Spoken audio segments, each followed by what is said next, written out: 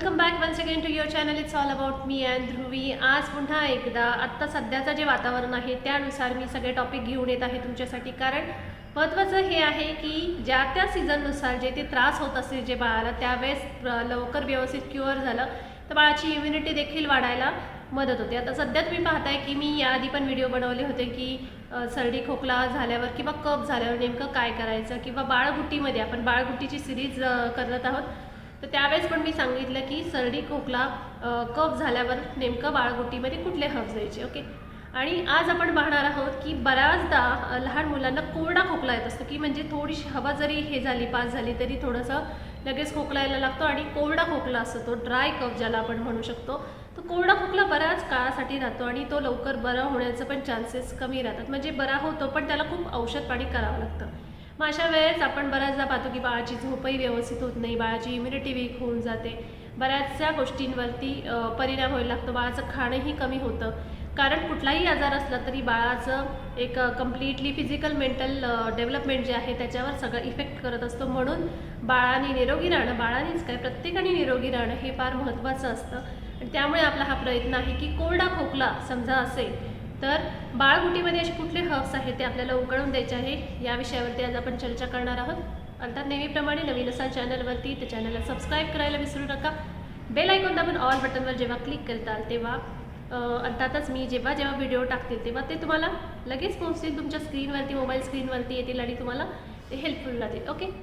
कोरडा खोकला म्हणजे नेमका कसा की त्याचे प्रकार असतात की ड्राय कफ, वेट कफ जे असतात. हा कोरडा खोकला जो असतो तो रात्री जास्तीत जास्त करून येत असतो, की रात्री त्याची एक ढास लागते, किंवा बऱ्याचदा आपण पाहतो की दिवसभरात पण जेव्हा थोडीशी हवा लागली, थोडंसं आपण तोंड थोडंसं उघडलं बाळाने की नेमकं हवा थोडीशी लागल्यावर सुद्धा कोरडा खोकला यायला सुरुवात होते. ओके.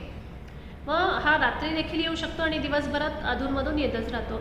मग अशा वेळेस नेमकं कुठले हर्ब्स वापरायचे हे आपल्याला बघायचं आहे. की त्यामध्ये आपल्याला सर्वात पहिलं हर्ब्स ते वापरायचं आहे ते म्हणजे बेहडा, आणि दुसरं हर्ब वापरायचं आहे ते ज्येष्ठमध.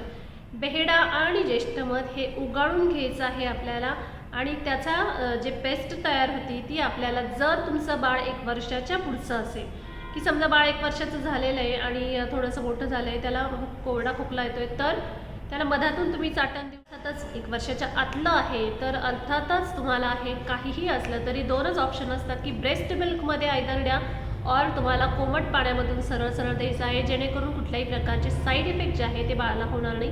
मी आधीही सांगितलं की 1 वर्षाच्या आतल्या बाळाला मध द्यायचं नाही आहे, 1 वर्षाचं झाल्यानंतरच तुम्ही बाळाला मध चालू करायचं आहे. म्हणून बेहडा आणि ज्येष्ठमध यांची पेस्ट तयार करायची आहे. पूर्ण आपण जसं बाळगुटी उगाळतो तशा प्रकारे हे 2 हर्ब्स आपल्याला उगाळायचे आहे, आणि ते उगाळून आपल्याला सकाळ आणि संध्याकाळ याचं चाटण सारखं द्यायचं आहे. आपण चाटण जे देतो थोडंसं बोटाने चाटवतो तशा प्रकारे आपल्याला द्यायचं आहे. एक सकाळी द्या आणि संध्याकाळी द्या. संध्याकाळी झोपण्याच्या आधी देऊ शकता तुम्ही आणि सकाळी उठल्यावर, म्हणजे जेणेकरून कमीत कमी बाळाला संध्याकाळचा त्रास कमी व्हायला मदत होईल. ओके. आता बेहडा म्हणजे कसं की बेहडा जो असतो तो कफ जो असतो तो कफ थोडासा कम्प्लिटली बाहेर पडतो आणि नवीन कफ जो आहे तो नवीन कफ तयार होऊन देत नाही बेहडा.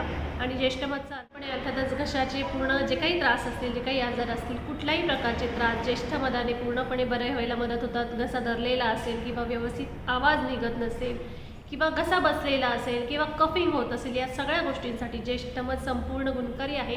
म्हणून ज्येष्ठमध आणि बेहडा दोन्ही मिळून आपल्याला बाळाला द्यायचं आहे. म्हणून कोरडा खोकला जो आहे तो कमी व्हायला बऱ्याचदा असं होतं की पटकन कमी होत नाही कोरडा खोकला, वेळ लागतो, पण प्रमाण जे आहे ते कमीत कमी व्हायला नक्कीच मदत मिळते. म्हणून हे 2 हर्ब्स आपल्याला बाळाला उगाळून द्यायचे आहेत. ओके. सो अशा प्रकारे मी सांगितलं की आज नेमकं कोरड्या खोकल्यावर आपल्याला काय बाळगुटीमध्ये द्यायचं आहे. ओके. अशाच प्रकारचे इंटरेस्टिंग व्हिडिओ मी तुमच्यासाठी घेऊन येत राहणार आहे. तोपर्यंत बाय बाय.